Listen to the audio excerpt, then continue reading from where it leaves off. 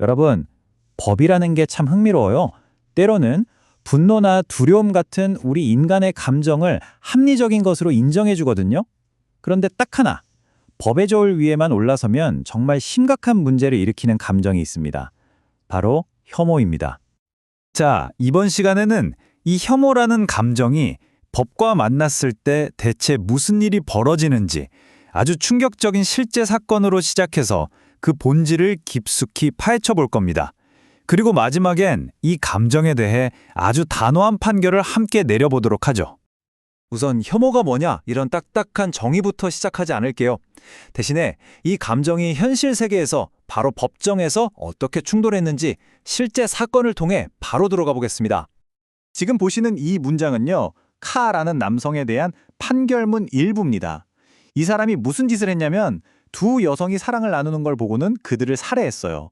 그러고는 자기가 느꼈던 엄청난 혐오감 때문에 어쩔 수 없었다. 이건 정당한 도발이었다. 이렇게 주장한 거죠. 물론 법원은 아주 단호하게 말도 안 된다고 일축했습니다.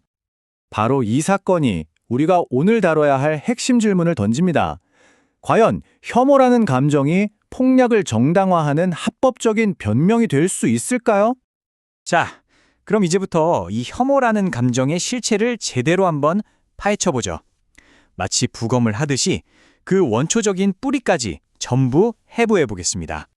심리학자들은 말합니다. 혐오의 본질은요, 사실 옳고 그름의 문제가 아니라고요. 그보다는 훨씬 더 원초적인 공포에 가깝다는 거예요.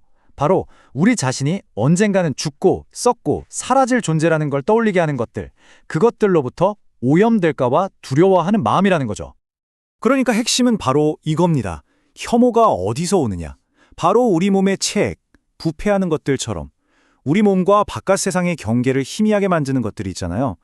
내가 결국엔 썩어 없어질 유한한 동물이라는 끔찍한 사실을 자꾸만 상기시키는 것들, 바로 거기서 혐오가 촉발된다는 겁니다.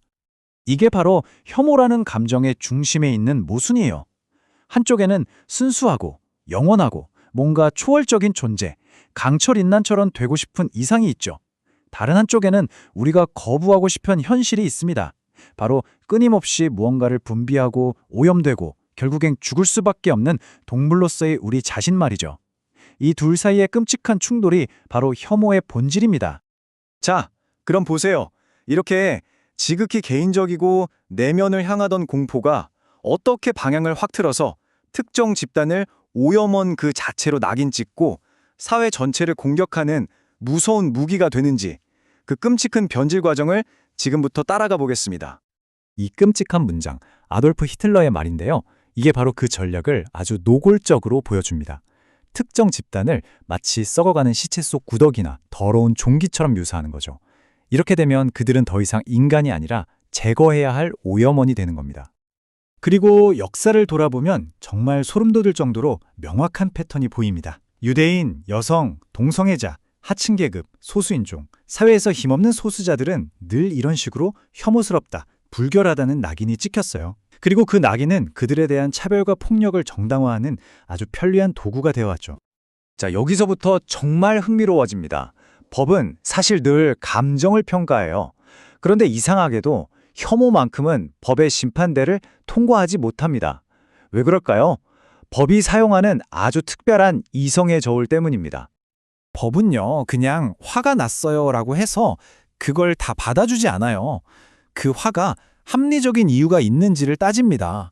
즉, 상대가 나에게 어떤 해를 끼쳤는가, 무엇을 했는가에 집중하죠. 두려움도 마찬가지고요. 그런데 혐오는 달라요. 혐오는 상대가 뭘 해서가 아니라 그냥 그 사람이 그런 존재라는 이유만으로 발동하는 비이성적이고 투사적인 감정이거든요. 이걸 가장 잘 보여주는 게 바로 격정살인의 요건입니다. 순간적인 감정에 휩쓸려 저지른 범죄라고 해도 법은 꼭 이걸 따져요. 과연 이성적인 사람이라면 그 상황에서 그렇게까지 격분했을까? 결국 감정 그 자체보다 그 감정의 합리성을 판단하려는 거죠. 그러니까 이겁니다. 정의로운 사회에서 기준이 되는 건 감정이 있냐 없냐가 아니에요. 그 감정이 과연 합리적인가 하는 거죠. 그리고 바로 이 지점에서 근본적으로 비이성적이고 투사적인 혐오는 법의 시험을 통과할 자격이 없는 겁니다. 자, 지금까지 혐오의 원초적인 뿌리부터 그것이 어떻게 무기가 되어 왔는지, 그리고 왜 법의 기준에 미치지 못하는지까지 모두 살펴봤습니다. 이제 이 위험한 감정에 대한 최종 판결을 내릴 시간입니다. 정리해볼까요? 혐오는 왜 법에서 배제되어야 할까요? 첫째, 이건 합리적인 감정이 아닙니다. 실제적인 해악이 아니라 죽음에 대한 원초적 공포에서 비롯되죠. 둘째, 상대의 행동이 아닌 존재 자체를 겨냥합니다. 셋째, 역사적으로 수많은 차별과 학살의 중심에 있던 감정 무기였고요. 마지막으로 다양한 사람들이 함께 사는 현대사회에서 공공의 도덕적 기준이 될 수 없습니다. 한마디로 혐오는 정의가 아니라 비인간화를 위한 장치일 뿐입니다. 따라서 우리의 법체계 안에서 혐오가 설 자리가 어디냐고 묻는다면 결론은 아주 날카롭고 명확합니다. 인용문의 말처럼 혐오의 경우는 쓰레기 더미 위에 두는 편이 더 나을 것이다. 자, 이렇게 법의 영역에서 혐오를 몰아냈다고 칩시다. 그렇다면 여기서 한 걸음 더 나아가 이런 질문을 던져볼 수 있지 않을까요? 우리가 미처 인식하지 못하는 또 다른 어떤 숨겨진 감성들이 지금 이 순간에도 우리의 법과 정의를 조용히 조종하고 있는 건 아닐까요?